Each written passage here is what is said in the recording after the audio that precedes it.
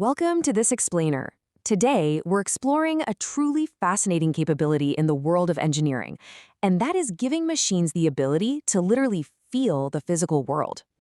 So it brings up this really captivating question, right? How exactly do we give robots a human-like sense of touch? Think about it for a second.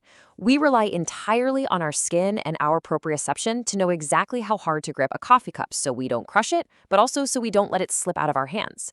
Well, modern machinery and robotics require that exact same precise, continuous digital feedback to actually function safely and effectively in our physical world. Here is our roadmap for this explainer. First, what is a force sensor? Second, how force sensors work. Third, real-world applications. And fourth, DIY force sensor projects.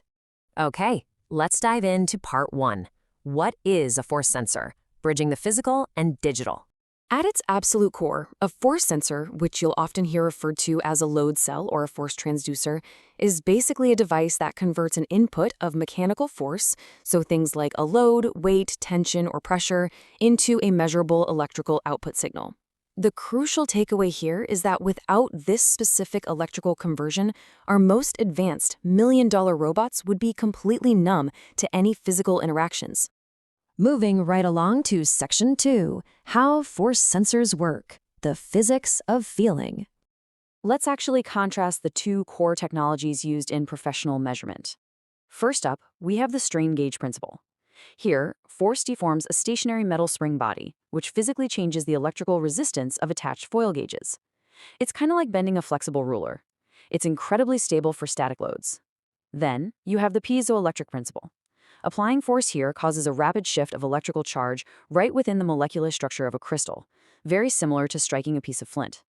Because of this rapid response, it absolutely excels at measuring high-speed impacts. And this brilliantly illustrates exactly what's going on inside. If you look at the cross-section of a quartz piezoelectric sensor, you can see the internal quartz elements sandwiched right inside that rigid housing. When a dynamic impact hits the top cap, an electrostatic charge collects between the crystals before routing out to an amplifier. Now, a quick caveat. It only generates a charge when force is applied or removed, which means it's strictly used for dynamic forces. But hey, what if you don't need extreme scientific precision?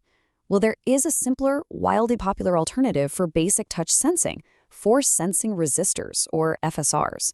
These are polymer thick film devices where the electrical resistance drops as the applied pressure increases. They roughly follow an inverse power law characteristic, so while they definitely aren't meant for high-precision scientific measurements, their low cost and flexibility make them absolutely perfect for basic touch controls and soft robotics. Now for Section 3, Real-World Applications, from surgical suites to crash tests. It's fascinating how different industries match specific sensor physics to their own unique environmental demands. For example, in the medical field, ultra-miniature nano-load cells provide super delicate, life-saving haptic feedback for surgical robotics. In the automotive world, they rely on those fast-acting piezoelectric sensors for high-speed crash barrier testing. Manufacturing depends heavily on 6-axis force sensors for adaptive assembly and aligning parts with incredibly tight tolerances. And consumer robotics, they lean on soft tactile FSRs to ensure human-robot collaboration is actually safe. Just imagine a heavy-duty robotic arm working in a modern manufacturing environment. Without highly tuned force feedback sensors, a massive machine like that would just blindly power through its programming, right? It could easily crush delicate components, or much worse, pose severe dangers to human workers. These sensors are quite literally what give the machine intelligence and spatial awareness. Let's move to our final segment, Section 4, DIY force sensor projects. Build your own sense of touch. If you want to start experimenting with this stuff right on your desk, the barrier to entry is literally so low. For a basic Arduino FSR build, you really just need a handful of cheap, easy-to-find parts. We're talking an Arduino microcontroller, a standard force-sensitive resistor, a 10 kilo-ohm resistor to create a simple voltage divider, a breadboard with a few jumper wires, and just a basic LED to give you a visual output of the force you're applying. That's the whole shebang. And the code logic? It's wonderfully simple. First, your microcontroller just reads the analog voltage coming in from the FSR pin. Second, it stores that calculated resistance value. And third, you just use a simple mapping function to translate that force reading directly into the brightness level of your LED. Boom! With just a few lines of code, a physical press from your finger is instantly converted into a dynamically fading digital light.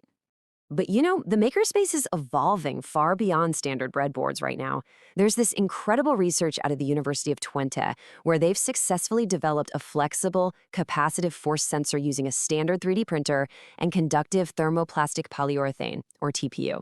By 3D printing these parallel plate capacitors that naturally deform under a load, they've shown us a low-cost, totally customizable way to print artificial tactile skin directly onto soft robotic parts. It is a total game changer and represents the absolute cutting-edge future of DIY robotics. So we've covered the core physics, the massive industrial giants using this tech, and even how to build desktop prototypes.